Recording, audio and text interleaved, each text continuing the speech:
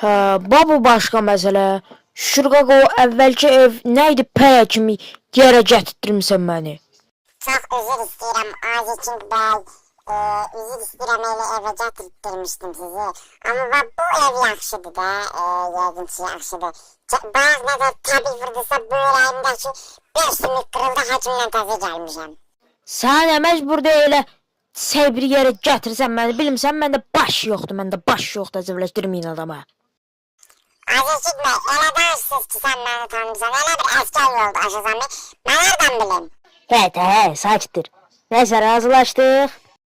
Buyurun xeyrin görün qardaş, istədiyiniz kimi yaşaya bilərsiniz. Hələ kiraya götürməyə gələcəm, kiraya ödeyə bilməsə sizi çıxardacam evdən.